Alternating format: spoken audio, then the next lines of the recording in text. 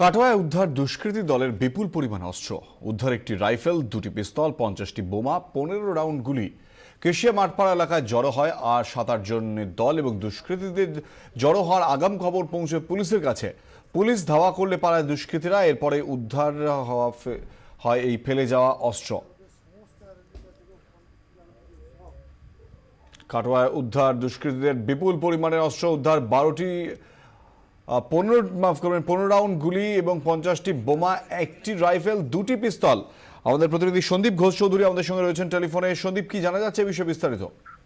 কুনাল, দেখো, আজ সকাল ঠিক 11টার সময় পুলিশ একটা গোপন সূত্রে খবর পায় যে কাটোয়া কেশিয়া মাঠপাড়া যেখানে আছে সেখানে একটা দুষ্কৃতির টিম জড়ো হবে এবং আগে থেকে এরা খবরটা পায় যে হামলার একটা পরিকল্পনা এখানে হতে পারে কেশিয়া মাঠপাড়া।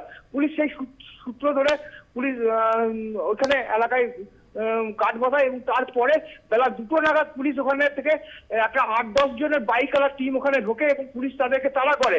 সেই সময় সেইখানে তারা প্রায় 50টা তাজা বোমা এবং তোমার 2টো মাস্কেট, একটা রাইফেল ওখানে ফেলে দিয়ে পালিয়ে যায়। পুলিশ সেগুলোকে উদ্ধার করে এবং পুলিশ ওই এলাকায় আরো তল্লাশি চালায় এবং সেখান থেকে 20টা কার্তুজ সেখান থেকে উদ্ধার করে। এবার পুলিশ তাদের পিছনে ধাওয়া করে তাদের ধরতে পারেনি।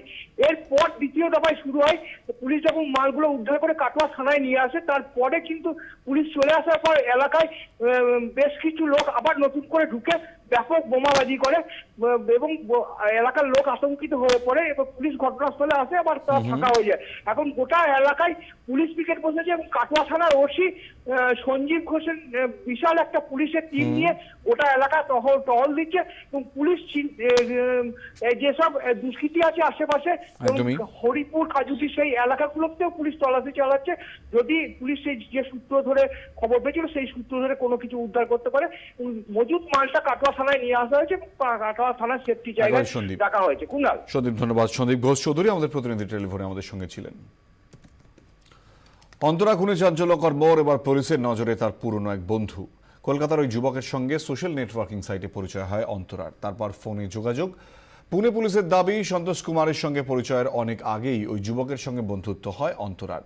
কিন্তু পুনে যাওয়ার পর দুজনের মধ্যে যোগাযোগ কমে আসে। খুনের দিন কয়েক ঘন্টা আগে এবং ওই যুবকের সঙ্গে যোগাযোগ হয় অন্তরার কল ডিটেইলস থেকে কিন্তু পুলিশ নিশ্চিত কয়েক আগেই যুবকের সঙ্গে কথা হয় অন্তরার।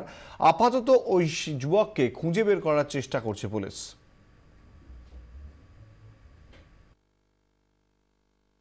एक केस में